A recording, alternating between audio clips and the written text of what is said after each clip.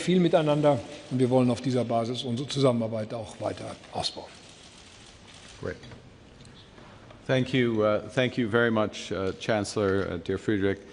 Thank you for your hospitality. Being here was as enjoyable as it is productive. And, you know, my mind's cast back to when we renewed acquaintances in April of this year, just in April, after we were both elected. We met in Rome, and we discussed how really in a changing global environment was creating deep vulnerabilities in terms of collective security, in defense, in supply chains, and how our economies have functioned. And we committed to explore common solutions at that point. And I want to pick up a bit on what the Chancellor has just said, because it shows that we're making progress on exactly those issues. And starting with collective security, it's hard to overstate how important the commitment of Germany, Canada, other NATO partners to the 5% defense spending, the bold leadership of Germany in helping to make your personal leadership and helping to make that happen for NATO as a whole, that 5% commitment. For Canada, to put it in context, this will represent a quadrupling of our defense expenditure between our last budget in 2024 and the end of this decade. Also, with respect to collective security, it matters where we are and how we work, and Germany's commitment in the Baltics and Lithuania. As the Chancellor just said, I will be traveling from here with colleagues to Latvia, where we have over 2,500 troops stationed and have been active over the course of the last decade. And of course, again, and with your leadership through the E3 at the Coalition of the Willing, Canada is participating in broader collective efforts to bring peace and security to Ukraine. Now, we know that peace can only come through strength. That means strength in terms of sanctions against Russia and this illegal war. It means strength in reinforcing Ukrainian armed forces, which we are both doing in terms of materiel. And it means robust and credible security guarantees. And we had detailed discussions on those, working through the modalities. We both, I will reiterate how much we welcome President Trump's openness to U.S. participation to help align with the work of the Coalition of the Willing. With respect to defense, I just want to say a few words. That big increase in spending that we're both doing, we're very conscious, individually and collectively, on making sure that is as effective as possible. That spending is as effective as possible, and being effective starts with true partnerships. So for Canada, it is very important that we are developed a security and defense partnership with the European Union. Will help us to, deliver on our NATO capability targets, particularly through participation in Europe's Security Action for Europe, or SAFE program, as an instrument of rearm for Europe. And I want to thank the Chancellor for his personal support of Canada's participation in this action plan. There are many tangible opportunities, and I'm going to highlight one. We are announcing today, this morning, that Canada is in the process, we've announced this fact previously, we're in the process of renewing our submarine fleet. So it is one of our most important defense initiatives. We've been running a process. There's a wide range of interests in helping us with this. We have narrowed the list to two finalists. And I look forward, along with the Minister of Industry, Melanie Joly, who is here, and the Minister of National Defence. We will be visiting ThyssenKrupp Marine Systems facility in Kiel later today.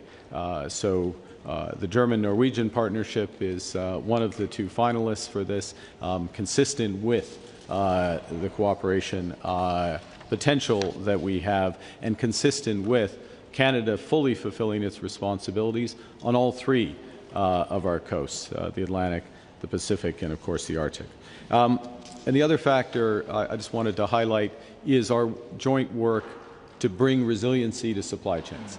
One of the big vulnerabilities that's been exposed by the Ukraine war, it was exposed by COVID, it's been exposed by the changing global trade dynamics, are vulnerabilities in supply chains, including in critical metals and minerals. Now, Germany has been amongst the leaders in beginning that diversification away from China, particularly China and Russia. Canada can play a role in accelerating that diversification for Germany and for Europe. And these issues are only going to become more important. There's likely to be a fourfold increase in the demand for critical metals and minerals over the course of the next decade. Alors que Allemands et d'autres dirigeants cherchent à diversifier leurs fournisseurs de minéraux critiques, le Canada est bien placé pour répondre à leurs demandes. Avec les réserves abondantes de minéraux critiques, nous pouvons ensemble assurer un approvisionnement sûr et fiable qui permettra à nos pays de mieux se positionner pour devenir les leaders mondiaux dans ce contexte. Now, at the G7 summit that the Chancellor mentioned a few months ago in Kananaskis in my home province of Alberta, the Chancellor and we were joined by others in developing a critical minerals action plan. Basically, for this diversification to happen, you need willing buyers as well as willing sellers. And we have an initiative to help develop and stockpile those critical minerals. And it's in that context that the Minister of Natural Resources and his counterpart will be signing a joint declaration on intent on critical minerals cooperation, so to accelerate innovation, investment, and collaboration. And in this regard, we are already seeing progress since our meeting in June. And I'm going to give just a couple examples to make this tangible. Troilus Gold Company, which is a Canadian mining company, has signed a long-term copper supply agreement with Hamburg-based Arubis AGA, one of Europe's leading smelter and recycling groups. In Quebec, Torngat Metals has entered into an MOU with VAC, which is a leader in global rare earth magnets, a lesson that our partners to the south, the Americans, have learned about the vulnerabilities in the rare earth magnet supply chain. So we're creating a rare earth magnet supply chain between Quebec, between Canada and Germany. And then in addition, Rocktech Lithium, which is a Canadian-German clean tech company, accelerating decarbonization through a lithium agreement. So there's high-level declarations of intents, there's action plans, but what really matters is these transactions at the bottom. If I could summarize, there's a common theme. We're moving from a world where there's exposure to vulnerability. The vulnerability and instability is, I think, the norm in the global economy, global geopolitics, but countries like Germany, Canada, in partnership with the European Union, can provide stability and prosperity for our citizens.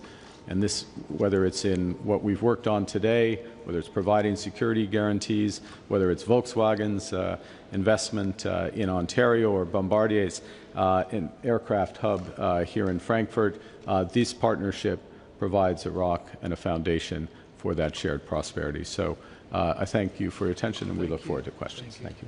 Thank you very much.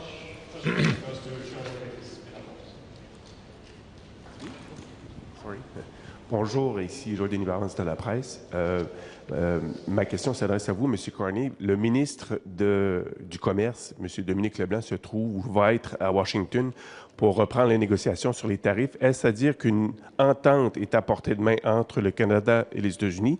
Et croyez-vous que votre décision d'abandonner certains tarifs de la semaine dernière joue un rôle dans cette relance des négociations? Et peut-on s'attendre à une entente au cours des prochains jours? D'accord. Merci pour votre question. Oui, soyons clairs, la circonstance maintenant, la circonstance actuelle, est que le Canada a maintenant le meilleur accord, en effet, avec les États-Unis. C'est-à-dire que, comme vous le savez, plus de 85% de nos exportations sont dans une